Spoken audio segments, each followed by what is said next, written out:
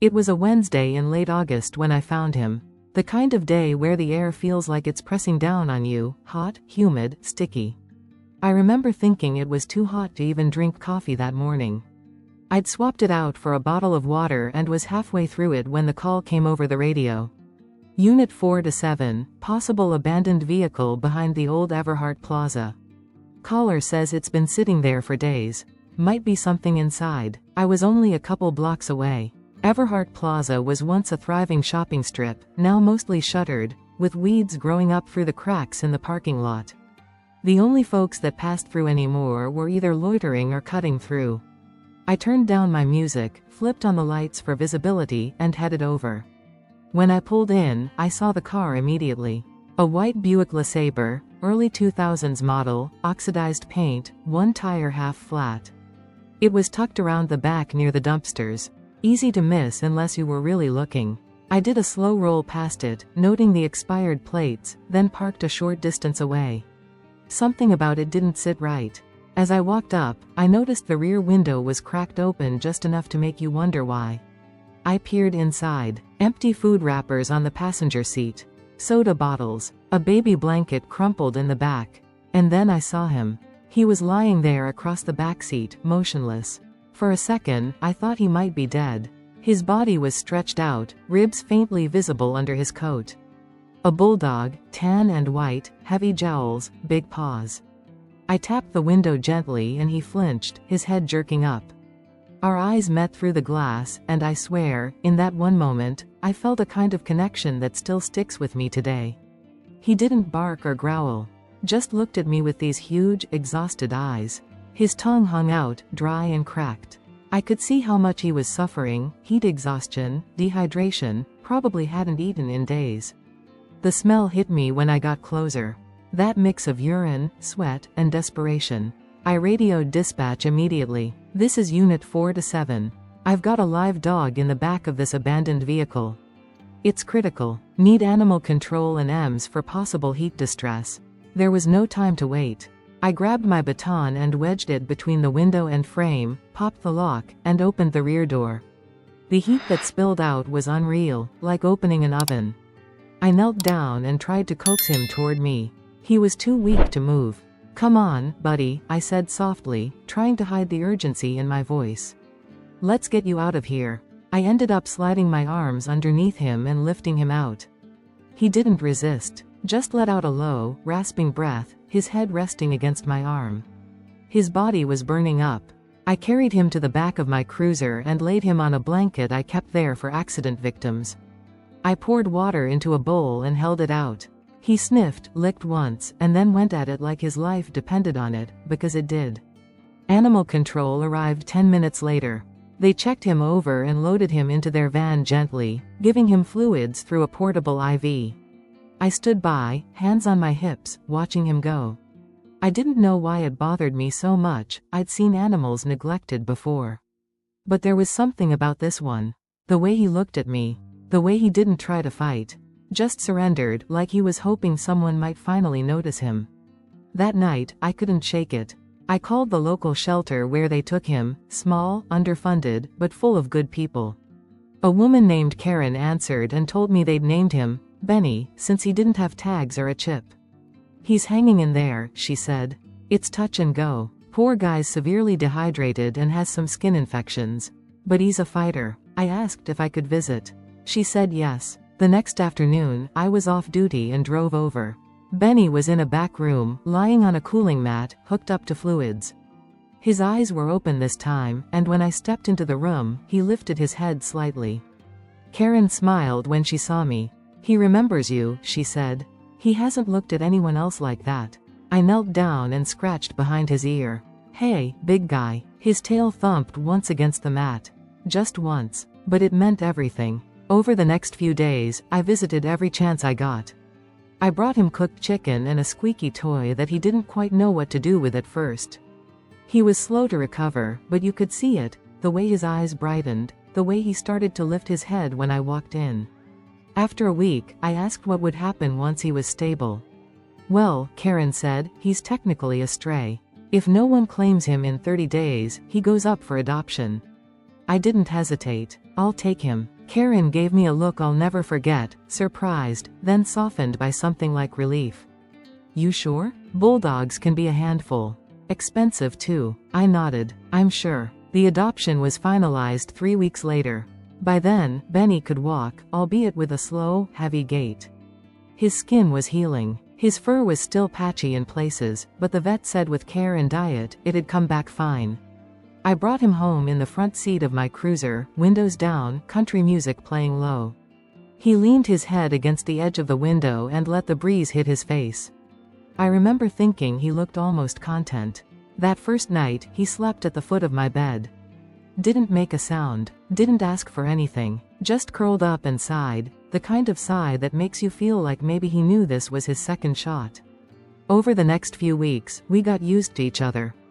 Benny had quirks. He snored like an engine, had a stubborn streak a mile wide, and a hatred for the vacuum cleaner that bordered on the theatrical. But he also had this gentle soul. Followed me from room to room. Sat by the door when I left for shift. Waited by it when I came home. He'd watch me eat dinner, always politely, never begged, never barked. One morning, I woke up to find him curled up next to my boots. He'd dragged them from the entryway, somehow, and made a nest of them. That was Benny. No fuss, no drama, just loyalty and quiet company. Sometimes I wondered what kind of life he'd had before. Who left him in that car? Why? He flinched sometimes when you raised your hand too fast. Was hesitant around certain voices, especially men. But with me, he was calm. Trusting. I didn't push. I just let him be. The guys at the station got used to him fast. I brought him by on my days off. He'd sit in the briefing room like he belonged there. One of the new rookies joked that Benny had more seniority than he did. He wasn't wrong. Over time, he became more than a rescue. He was a partner, maybe not in uniform, but in every other way that mattered. When you do this job long enough, you start to build up walls. You see too much, deal with too much. But Benny had a way of knocking some of those walls down. Just by being there, just by being Benny, he reminded me of something I think a lot of us forget, that sometimes, the ones who've been through the worst just need someone to believe in them. Someone to open the car door and say, "You're safe now." And that's what I did. That's how it started. It's strange how quickly a dog can become part of your life, part of your routine. Within weeks, Benny knew my schedule better than I did. He'd be at the door 5 minutes before my alarm went off, his tail wagging slowly like he was giving me a polite wake-up call. Not jumping, not barking, just sitting and waiting for me to start the day. Every morning, same thing. Quiet, steady presence. It was comforting in a way I hadn't expected. Living alone as a cop, you tend to get used to silence. You carry the weight of other people's problems on your shoulders, and there aren't many places to set it down. Benny became my place. No judgment, no questions, just a dog who looked at me like I was his whole world. I can't tell you how much that mattered. Benny wasn't without issues, though. The vet said his hips were worn from years of bad flooring and not enough exercise. His paws were rough, pads scarred. We guessed he was maybe 4 or 5 years old, though he carried himself like a much older dog. His back teeth were chipped, maybe from chewing metal or trying to escape cages. And sometimes, not always, but sometimes, he'd wake up out of a dead sleep with this panicked look in his eyes. It would take him a few seconds to realize where he was, who he was with. And then he'd see me. And he'd settle. Tail would wag once or twice. He'd crawl across the floor and rest his chin on my boot, like he was apologizing for something that wasn't his fault. I took him with me as much as I could. Weekend hikes in the nearby preserve, walks through town in the early morning before the shops opened. Kids loved him, adults too. There was something approachable about Benny, maybe because you could tell he'd been through something. He wasn't perfect looking. His walk was a little uneven, one ear flopped lower than the other, and his tongue always hung out the side of his mouth just slightly. But he had soul. Real, deep soul. One Saturday, we were walking past a hardware store when an older man stopped us. He was wearing a Vietnam veteran hat, face lined and leathered by the sun. "That bulldog?" he asked. "Yeah," I said. "Rescue. Found him in an abandoned car a few months back." The man crouched down slowly, looked Benny in the eyes. "He's got the look," he said. "What look?" Like he knows what hell is, and he's just glad he's out of it. That hit me hard, because it was true. The more time I spent with Benny, the more I realized he was healing me just as much as I was helping him. I didn't talk about the job much, not with family, not even with friends. There's this unspoken rule in our line of work that you don't bring the heavy stuff home. But it builds. You start to carry it in your posture, in your eyes, in the way you talk to people. And Benny? He took all of that. Just absorbed it. Every night, he'd curl up on the rug by the couch while I cleaned my gear, scanned reports, or just sat in silence. Some nights, I'd wake up and find him staring at me from the doorway. Not in a creepy way, just watching. Like he was making sure I was still breathing. Like he knew what loss felt like. One night in October, I came home late from a call that had shaken me. Domestic case. Kids involved. It didn't end the way we hoped. I remember sitting down on the edge of the bed, elbows on knees, just still. Couldn't move, couldn't think. My face was in my hands when I felt Benny press his head against my leg. Not nuzzling, just there. Solid, quiet. That's when I broke. Didn't sob, didn't yell. Just sat there with my hand on his head, tears rolling down my face. And Benny didn't move an inch. That dog sat there for a full hour while I finally let out all the things I hadn't said in 10 years of patrol. I never looked at him the same way after that. He wasn't just a rescue. He was my anchor. By winter, Benny had become a regular at the station. The chief wasn't thrilled about it at first, but after seeing the morale boost he brought, he turned a blind eye. Benny had his own spot by the coffee machine, an old blanket, a bowl of water, and a milk bone someone always managed to sneak him. The dispatchers loved him. The rookies gave him nicknames, Sarge, Big B, Commander Drool. He'd follow me to roll call, then lay under the table until the briefings were done. Never once barked inside the station. It was like he knew he had a role to play. One of the detectives, Jen Costa, took a particular shine to him. She'd sneak him peanut butter and talk to him like a toddler. She told me once, that dog's got the calmest heart I've ever seen. I swear he was a therapist in a past life. I laughed, but I think she was right. Around that time, I decided to get him officially trained as a therapy dog, at least for our department. It wasn't easy. Bulldogs aren't typically chosen for that kind of work, but Benny was different. Trainers noticed it right away. He's a listener, one of them said. Not a reactor. Very rare in dogs with trauma. It took a few months, but Benny passed all his certification tests. After that, he was allowed in the department's quiet room, a small space set aside for officers who'd had a rough shift or needed a moment alone. Benny would sit with them, just like he did with me. Let them talk. Let them cry. Let them sit in silence. He became part of our mental health protocol, unofficially, of course. But everyone knew. If you needed to decompress, you asked, is Benny around? And if he was, he'd come sit with you. That spring, something else happened. We got a call from a woman who thought she recognized Benny from a lost dog poster she'd seen 2 years ago. She gave us a name. A neighborhood. I looked into it. Turns out, she was right. Benny had once belonged to a young couple, first-time dog owners. The husband had developed health issues, lost his job, and the stress tore their marriage apart. In the chaos, Benny was given to a family friend. That friend passed him along again. Somewhere in that broken chain, he ended up neglected, then abandoned. By the time I found him, he'd been through at least 3 homes. Forgotten by them all. The original owner, Sarah, cried when I called. She was devastated, not because I had him, but because she'd never known what had happened to him. I offered to let her visit. She came by the house that weekend. Benny sniffed her, wagged a bit, but stayed close to me. She knelt down, scratched his ears, tears running down her cheeks. He's happy, she said. You saved him. I didn't know what to say to that. I just nodded. Before she left, she gave me a small box. Inside was a puppy photo. Benny at 8 weeks, wrinkled and wide-eyed, sitting on a carpet chewing a slipper. Underneath it was his original tag. Keep it, she said. He's yours now. And that was the moment it hit me. This wasn't just a rescue story. This was a redemption story. For Benny. For me. For every soul that's ever been left behind and just needed someone to come back for them. That summer, Benny and I took a road trip.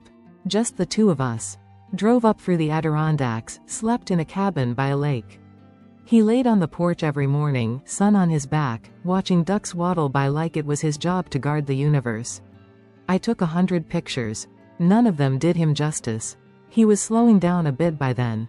Hips stiffer, nap times longer. But there was still so much light in him. So much love. He didn't chase toys much. He didn't need to. He'd already caught the one thing he'd wanted most, a home. I didn't want to admit it at first. You never do. It started subtly. Benny would hesitate before jumping into the back seat of my truck. He'd paw at the edge, then sit down and wait. I started lifting him in. He didn't seem to mind, just wagged his tail like he appreciated the help. Then, he began sleeping more. He used to follow me around the house, room to room. Now he'd stay on the rug by the door, lifting his head when I moved but not bothering to follow. When we walked, he'd slow down halfway through and look up at me like he was asking, "Is it okay if we just head home?" It was hard to ignore after a while. He was only about 6, maybe 7 at most. But Benny had been through a lot: starvation, abandonment, poor care. It had aged him early. The vet confirmed it. His hips were deteriorating faster than expected. Bulldogs already have their share of health problems, but Benny had a special list. His breathing, though never labored, started sounding a little more strained in the afternoons. He had some joint inflammation that wasn't responding well to meds. I adjusted. We both did. Shorter walks, softer food, cushions on every room's floor, a ramp to get up on the couch.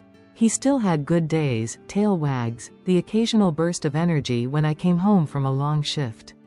But the slope was slow and steady. What broke me was the night he fell. We were coming in from outside. It was winter, early February. A thin layer of snow covered the yard, and Benny had slipped a little going down the back steps. He yelped, a sharp, startled sound, then slid and collapsed. I rushed to him. He didn't try to get up. Just lay there, eyes wide, shaking. I wrapped him in a blanket and carried him inside. He wasn't hurt badly, the vet said no fractures, but the fall spooked him. After that, he refused to go outside at night unless I carried him down and back up. I did it every single time. That spring, we sat in the backyard more. Just sitting, watching birds. Benny would lie next to my chair with his chin on my boot, just like he used to. He didn't need to play anymore. He just needed presence, and I gave it to him. There were still beautiful moments. Mornings where he'd shuffle up to me with his toy in his mouth, like he was saying, "I still got it." Afternoons when we'd drive to the lake and sit under the shade. He loved the breeze, the scent of water, the laughter of kids in the distance. But I knew we were in the twilight. It came faster than I expected. One night in July, Benny wouldn't eat. Not a bite. That wasn't like him. Even when he was sick, he'd nibble something. But that night, he just laid there. When I sat next to him, he rested his head on my leg and let out a sound, low, soft. I can't explain it. It wasn't pain. It was a goodbye. The vet came the next day. I'd called ahead, told her I didn't want to put him through any more rides. I didn't want him confused or scared at some sterile clinic. I wanted him home, on the porch, where he had peace. She understood. We sat together, Benny and me, in the early morning light. The vet gave him a sedative first, just to help him sleep. His head grew heavy on my thigh. I rubbed behind his ear, whispered to him. Thanked him. For staying. For helping me come home in my own skin. For sitting with me when the job almost broke me. And then, when the final injection came, I held him. His breathing slowed. Stopped. Just like that, the world was quieter. The vet gave me a moment. I don't remember what I said. Or if I said anything. I just sat with him. The breeze shifted. A bird chirped. Somewhere, someone's dog barked in the distance. But my porch was silent. I buried him in the backyard under the old maple tree. Wrapped in the same blanket I'd carried him in with that first day. The one I kept in the back of my cruiser for emergencies. Funny how it ended up being used for both our worst moment and his last. I placed his original tag, the one Sarah had given me, in a small wooden box, along with the puppy photo. I keep it on my dresser. And every morning, I touch it once before I leave the house. People ask if I'll get another dog. I don't know. Benny wasn't just a dog. He was the first living thing I'd ever rescued who turned around and rescued me right back. He sat with me in silence when words failed. He gave me someone to come home to. He showed me that healing doesn't have to be loud or fast. Sometimes it's just presence. A steady breath next to your chair. A tail that thumps once. A dog who waits at the door. So, no, I don't know if I'll get another dog. Because I don't need to replace Benny. He wasn't a chapter. He was the whole book. And it was the best one I ever read.